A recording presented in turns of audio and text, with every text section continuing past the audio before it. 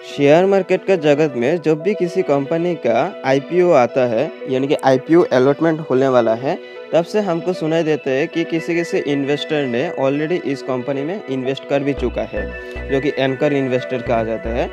और जब अलॉटमेंट का डेट आएगा, तब से लेके रिटेल कोटा के लिए कुछ शेयर रिजर्व रहते हैं, क्यूआईबी के लिए मैक्सिमम शेयर रिजर्व रहते हैं, एनआईएस के लिए कुछ मीडियम साइज़ का शेयर रिजर्व रहते हैं। तो आखिर ये रिटेल, क्यूआईबी और एनआईएस होता क्या है? तो आज का वीडियो में बस इसी के बारे में बातचीत करेंगे। तो आशा करता हूँ इस वीडियो से आप लोगों का पूरी कन्फ्यूजन दूर हो जाएगा। इसके अलावा और कोई वीडियो का ज़रूरत नहीं पड़ेगा आप लोगों को। So don't wasting a time, let's get start. Hello guys, मैं हूँ रजत और आप सभी को स्वागत करते हैं stock research and analysis YouTube channel में। तो चलिए शुरू करते हैं इन्वेस्टमेंट।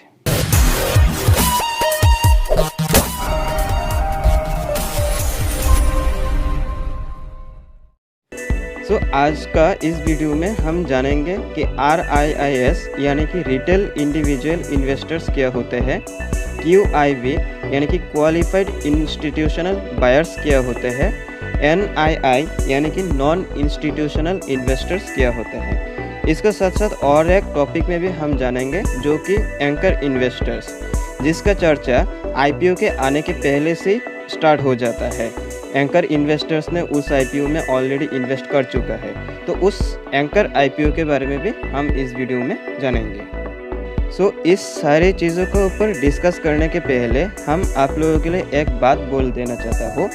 जैसे कि किसी अनजान जगह को ढूंढने के लिए हम पहले क्या करते हैं, मैप ढूंढते हैं, मैप को जूम आउट करके फिर हम ढूंढते हैं कि कौन सा कंट्री कौन से स्टेट में बिलोंग करते हैं।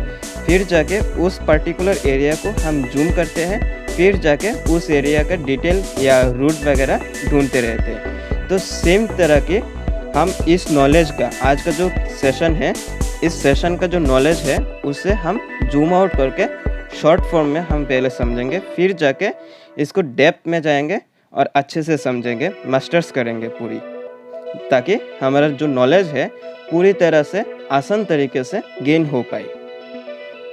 अगर हम आज का टॉपिक को इन शॉर्ट डिस्क्राइब करें, तो जो लोग पैसा इन्वेस्ट करते हैं, मतलब शेयर मार्केट या अदर सेक्टर में जो लोग पैसा इन्वेस्ट करते हैं, तो उन्हीं में से कुछ लोगों को पहले सेबी से सर्टिफिकेट लेना ज़रूरी होता है, कुछ लोगों को सर्टिफिकेट लेने का ज़रूरत नहीं होती है। जैसे कि मान लीजिए कि म्यूचुअल फंड, जब किसी AMC कंपनी ने किसी म्यूचुअल फंड को स्टार्ट करना चाहते हैं, तो वो पहले क्या करेगा, सेबी को बोलेगा कि मैं इस नाम का एक म्यूचुअल फंड स्टार्ट करना चाहता हूँ और इसी म्यूचुअल फंड के थ्रू से जो भी पैसा इन्वेस्ट करना होता है, तो वो पैसा सिर्फ इसी सेक्टर में इन्वेस्ट करना है मुझे। तो ऐसा करके एक डॉक्यूमेंट सेबी को सबमिट करेगा और सेबी इस डॉक्यूमेंट को वेरीफाई करके एक सर्टिफिकेट भी दे देगा, मतलब लाइसेंस वगैरह या सर्टिफिकेट दे देगा कि हाँ ठीक है, चलो आपको परमिशन मिल गया म्यूचुअल फंड स्टार्ट करने का। तो ये हो गया सर्टिफाइड म्यूचुअल फंड, मतलब इंस्टीट्यूशन। और इन्हीं में से कुछ लोगों को सर्टिफिकेट का ज़रूरत नहीं होता है, जैसे कि हम और आप लोग, जो लोग शेयर मार्केट में ट्रेडिंग करते रहते हैं या अदर सेक्टर में ऐसे थोड़ा पैसा इन्वेस्ट करते हैं, तो उन लोगों को सर्टिफिकेट का ज़रूरत नहीं होता है। उन लोगों के लिए सिर्फ एक डीमेट अकाउंट और ट्रेडिंग अकाउंट या बैंक अकाउंट होने से काम चल जाता है। इन्हीं में से जिन लोगों का सर्टिफिकेट होता है, तो उन लोगों को कहा जाता है क्वालिफाइड इंस्टीट्यूशनल बायर्स, और जिन लोगों का सर्टिफिकेट नहीं होता है उन लोगों को कहा जाता है नॉन इंस्टीट्यूशनल इन्वेस्टर्स। इस क्वालिफाइड इंस्टीट्यूशनल बायर्स को भी दो टाइप में डिवाइड किया जाता है। तो इन्हीं में से जो लोग लगभग 10 करोड़ से ज़्यादा पैसा इन्वेस्ट करते हैं एक ही सेक्टर में, तो उन लोगों को कहा जाता है एंकर इन्वेस्टर्स। और रिमेनिंग जो इन्वेस्टर्स होते हैं इन कोटा में, तो उन लोगों को कहा जाता है क्वालिफाइड इंस्टीट्यूशनल बायर्स। तो सिमिलरली नॉन इंस्टीट्यूशनल इन्वेस्टर्स को भी दो टाइप में डिवाइड किया जाता है।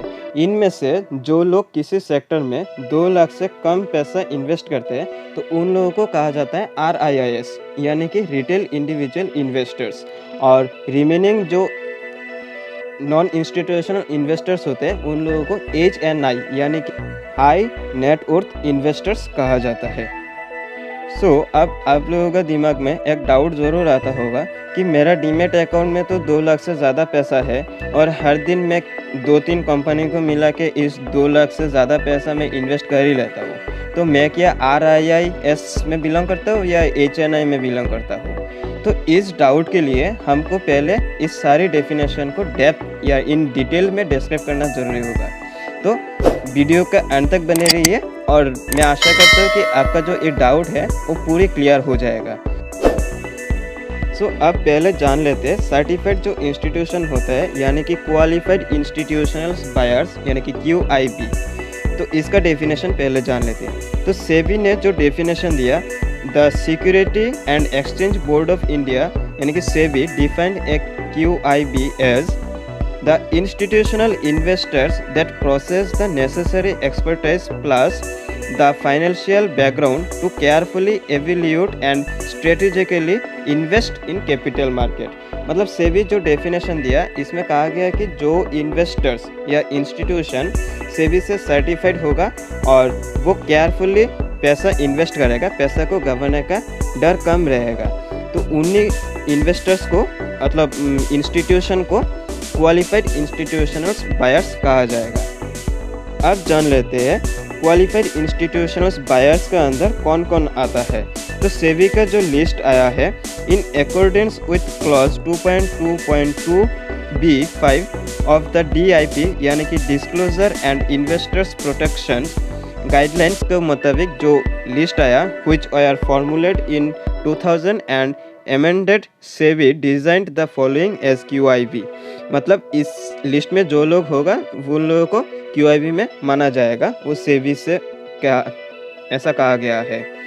So all scheduled commercial banks, mutual fund, foreign investors who are registered with the SEBI, development financial institutions both multilateral and bilateral, venture capital funds registered with the SEBI, industrial development corporations of any states, all insurance companies recognized by the IRDAI, any provident fund with minimum corpus of 25 crores, any pension fund with identical minimum corpus, Department of Post Managed Insurance Programs, any public financial institutions must abide by relevant sections of Section 4A of the Companies Acts 1956 and 2013 based the Companies Amendment Act of 2020। सो इस सारे institution जो है वो QIB के अंदर आएगा। ये तो हो गया QIB का डेफिनेशन। तो QIB के अंदर तो बहुत सारा पैसा होता है, मतलब म्यूचुअल फंड के अंदर तो बहुत सारा पैसा होता है। तो उन्हीं में से जिस इन्वेस्टर या जिस म्यूचुअल फंड या जो इंस्टीट्यूशन किसी एक सेक्टर में 10 करोड़ से ज़्यादा पैसा इन्वेस्ट करेगा तो उन लोगों को कहा जाएगा एंकर इन्वेस्टर्स। इसका भी डेफिनेशन थोड़ा देख लेते हैं जो सेबी से दिया गया है। Introduced in 2019 by SEBI, an anchor investors is qualified institutions buyers who makes an application of a value of at least rupees 10 crores or more in public issue made through book building process। यानी कि जो qualified institutional buyers किसी एक sector में 10 करोड़ से ज़्यादा पैसा invest करेगा और वो पैसा जो इन्वेस्ट करेगा वो बुक बिल्डिंग प्रोसेस से इन्वेस्ट करेगा, तो उन्हीं इन्वेस्टर्स को कहा जाएगा कि क्वालिफाइड इंस्टीट्यूशनल बायर्स यानी कि एंकर्स बायर्स कहा जाएगा उन लोगों को। एंकर इन्वेस्टर्स का ऐसा कोई एग्जांपल नहीं होता है, क्योंकि किसी QIB को लगता है कि हाँ आज 10 करोड़ से ज़्यादा पैसा इन्वेस्ट करे तो कुछ दिन बाद उन लोगों का जो इन्वेस्टमेंट है उस अमाउंट को रिड्यूस भी कर देगा, तो इसका कोई स्पेसिफिक एग्जांपल नहीं होता है। अब बात कर लेते हैं नॉन इंस्टीट्यूशनल इन्वेस्टर्स यानी कि जिन लोगों का सर्टिफिकेट नहीं होता है तो उन लोगों के बारे में। तो पहले जान लेते हैं definitions. Non institutional investors means an investors who applies or bid for a securities of or for any values in any sector who did not certified from SEBI. यानी कि जो लोग सेबी से सर्टिफाइड नहीं होता है और वो लोग पैसा इन्वेस्ट करते हैं कोई भी सिक्योरिटीज़ और एनी सेक्टर में जो कोई भी वैल्यू क्या, तो उन लोगों को कहा जाएगा नॉन इंस्टीट्यूशनल इन्वेस्टर्स। सो यहाँ पे भी दो कैटेगरीज का डिवाइड होता है। जो लोग 2 लाख से कम पैसा इन्वेस्ट करते हैं उन लोगों को कहा जाएगा रिटेल इंडिविजुअल इन्वेस्टर्स। मतलब retail individual investors means an investor who applies or bid for a securities of or for a values of not more than ₹2 lakh, यानी कि 2 लाख से ज़्यादा पैसा इन्वेस्ट नहीं करेगा तो उन लोगों को कहा जाएगा रिटेल इंडिविजुअल इन्वेस्टर्स। और दूसरी तरफ है हाई नेट वर्थ इन्वेस्टर्स जो कि 2 लाख से ज़्यादा पैसा कोई भी सेक्टर में एक स्पेसिफिक सेक्टर में इन्वेस्ट करेगा तो उन लोगों को कहा जाएगा HNI। सो अब आप लोगों का मन में एक डाउट भी होगा कि मेरा डीमेट अकाउंट में तो 2 लाख से ज़्यादा पैसा है और मैं किसी न किसी कंपनियों को मिला के 2 लाख से ज़्यादा पैसा इन्वेस्ट कर ही लेता हूँ, तो मैं क्या HNI कैटेगरी में बिलोंग कराऊँगा या RII कैटेगरी में बिलोंग करूँगा। तो इसके लिए एक एग्जांपल के तौर पे हम समझ लेते हैं। तो मान लीजिए 2 शेयर में आप इन्वेस्ट किया है और इनमें से रिलायंस जो सेक्टर है, रिलायंस सेक्टर में आप 2 लाख से ज़्यादा पैसा इन्वेस्ट किया है स्पेसिफिक रिलायंस में, तो उस स्पेसिफिक रिलायंस सेक्टर के लिए आप HNI कैटेगरी में बिलोंग करेंगे। और दूसरी तरफ SBI कार्ड हो गया, तो इसमें अगर मान लीजिए कि 2 लाख से कम पैसा इन्वेस्ट किया हुआ है तो उस सेक्टर के लिए आप RII कैटेगरी में बिलोंग करेंगे। तो ये हो गया सीधी सी बात। सो अब क्वेश्चन आता है कि इस कैटेगरी को डिवाइड क्यों किया गया, तो इसका एक साथ क्यों नहीं रखा गया, सेपरेट क्यों किया गया। तो इसका आंसर आएगा कि डिसिप्लिन के लिए। अगर मान लीजिए किसी कंपनी का IPO आने वाला है तो इनमें से जो लोग बड़ा इन्वेस्टर होगा तो उन लोगों ने तो पहले IPO खरीद लेगा, तो हम और आप जैसे रिटेल जो इन्वेस्टर्स हैं उन लोगों के लिए तो IPO रहेगा ही नहीं, तो हम कैसे इन्वेस्ट करेंगे उस IPO में। तो इसी डिसिप्लिन को मेंटेन करने के लिए सेबी ने कुछ गाइडलाइन दिया है, तो उसी गाइडलाइन के तौर पे इस कैटेगरी को डिवाइड किया गया है। तो IPO में कैसे डिसिप्लिन आता है, कैसे उन लोगों ने डिवाइड किया है, तो यहाँ पे जब IPO इशू होता है तो IPO इशू करते वक्त कुछ इन्वेस्टर्स बैंक के थ्रू से IPO को अप्लाई किया जाता है, मतलब IPO को इशू किया जाता है।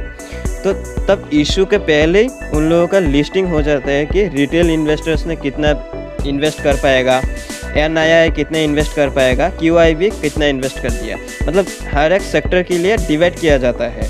तो जैसे कि मतलब जो सेबी का जो गाइडलाइन है उसी के मुताबिक RII कैटेगरी में not less than 35% of offer is reserve for retail investors और not less than 15% of offer is reserve for NII categories and 50% of offer size is reserve for QIB, यानी कि QIB जो sector है उस investors के लिए 50% share reserve रहते हैं, सिर्फ 50% शेयर उस कैटेगरी का इन्वेस्टर्स इन्वेस्ट कर पाएगा और NII कैटेगरी में सिर्फ 15% जो शेयर होगा उस शेयर में इन्वेस्ट कर पाएगा और रिटेल के लिए 35% शेयर रखा जाता है रिजर्व में।